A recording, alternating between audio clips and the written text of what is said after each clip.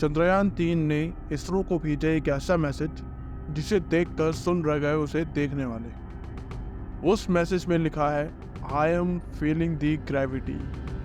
चंद्रयान-3 ने artificial intelligence की मदद से भेजा इसरो को ये मैसेज। जी हाँ, चंद्रयान-3 ने अब चांद के चक्कर लगाना शुरू कर दिया है और 23 अगस्त को चांद पर सॉफ्ट लैंडिंग करेगा। चंद्रयान-3 14 जुलाई को इसरो द्वारा लॉन्च किया गया था और अभी वो चांद के इतने पास पहुंच गया है कि अंतरिक्ष से इसरो को मैसेज भेजा है कि I am feeling the gravity. कुछ समय पहले तक ऐसा कुछ करना बहुत ही मुश्किल था, यूँ मानिए कि नामुमकिन के बराबर था। मगर बीते कुछ समय में आर्टिफिशियल इंटेलिजेंस इतना ज़्यादा स्ट्रांग हो गया है कि वो इंसानों की तरह खुद इंसानों के आधे से ज़्यादा काम करने लगा है। चंद्रयान-3 में भर भर के AI का इस्तेमाल किया गया है, जिसका एक एग्जाम्पल ये मैसेज भी है जो चंद्रयान-3 ने अंतरिक्ष से इसरो को भेजा है।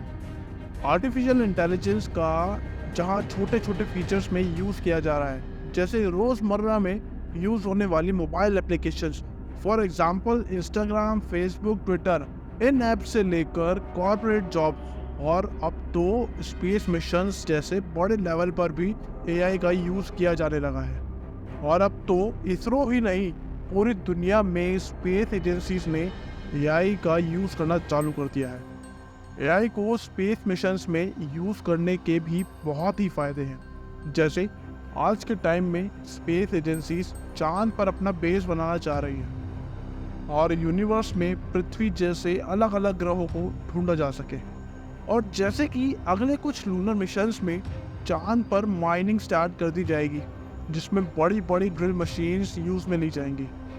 ऐसे में उन्हें ऑपरेट करने के लिए इंसान ज़रूर चाहिए होंगे, बट चांद पर ग्रेविटी कम होने की वजह से वहाँ इंसान सही से खड़े भी नहीं हो सकते, जिससे उन मशीन्स को ऑपरेट करना बिल्कुल नेक्स्ट टू इम्पॉसिबल हो जाएगा।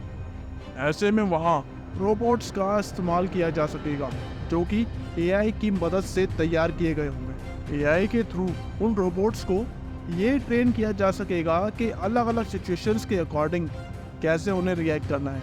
और वैसे भी अंतरिक्ष का वातावरण इतना कठिन है कि इतने ज़्यादा लंबे समय तक अंतरिक्ष में कोई इंसान नहीं रह सकता, क्योंकि चांद पर एक दिन बहुत ही ज़्यादा लंबा होता है।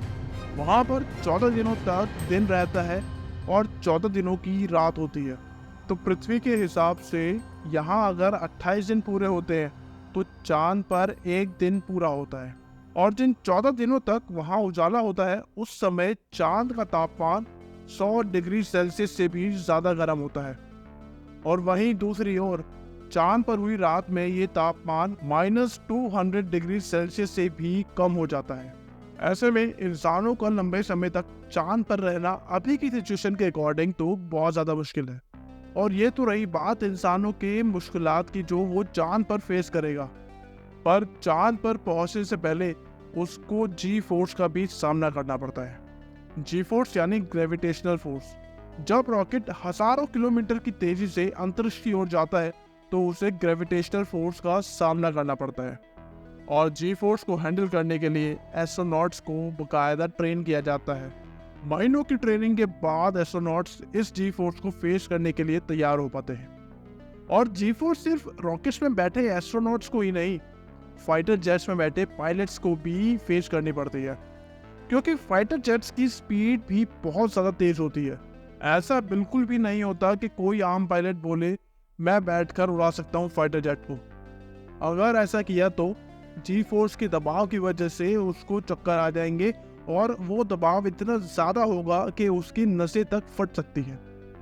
फाइटर जेट्स के पायलट्स को भी जी फोर्स फेस करने के लिए महीनों बिताने पड़ते हैं ट्रेनिंग सेंटर में, तब जाकर वो तैयार हो पाते हैं फाइटर जेट्स को उड़ाने के लिए।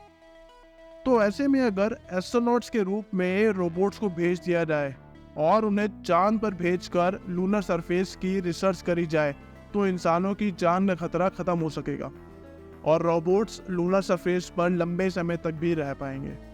उम्मीद है आपको ये जानकारियाँ पसंद आई हो। ऐसे ही और दिलचस्प फैक्ट्स के लिए फैक्ट स्ट्रीट से जुड़े और जाने से पहले वीडियो को लाइक, शेयर और चैनल को सब्सक्राइब करना ना भूलें। जल्द मुलाकात होगी।